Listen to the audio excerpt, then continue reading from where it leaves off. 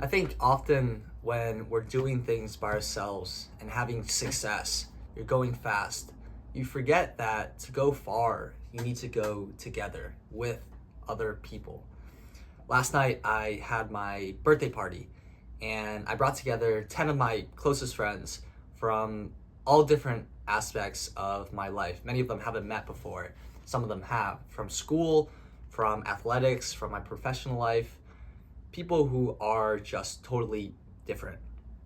And because I thought they were so different, I was a little bit nervous about how they would get along, if they would mesh well together, if they could become friends. And so in setting this whole thing up as I was getting ready for the event, got a little bit scared about how these conversations would go. But as everybody came and went, I noticed something that's really important that I want to share here today.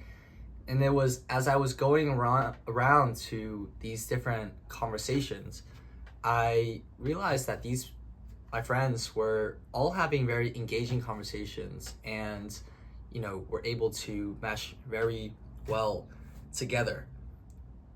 And it was a helpful reminder for me that groups of people can come together and do great things.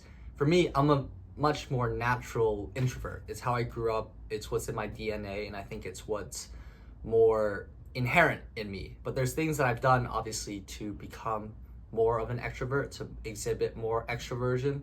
But inherently, what's in my bones, I think, is a much more introversion. And because of that, I really enjoy doing things by myself. When I first started having thoughts and goals about bigger picture items and things I wanted to accomplish in my life, they were always centered around doing them by myself. Not so much as because of an arrogance that I could accomplish everything by myself, but much more based on a preference to do things by myself, thinking that would be the smoothest way to go about things, and a naivete that I could do things by myself to get to where I wanted to go. Through life, I've realized that's generally not the case. I'm sure you can hardball it and push through everything and go by yourself. And in the short term, you probably can. To go fast, you go alone. There's probably truth in that statement. But I think to go far, you have to go together. And I saw that in these conversations. Everybody was bringing a unique experience and skill set to the conversation. And it's a representation, I think, of what happens in life. Partners bring together different skill sets and knowledge and combine it with the skill sets and knowledge of other people to make sure that 2 plus 2 does not equal just 4. It equals 10, 12, or something much greater. They take everybody who is together on the same level, and instead of just going up one level by going individually, they make sure they go up 3 levels by going together.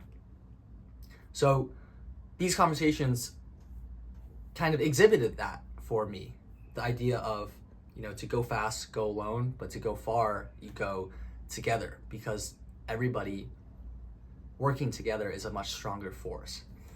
And so in thinking about that, I think it's a big reminder to surround yourself with the people that matter to you and the people that make you a better person.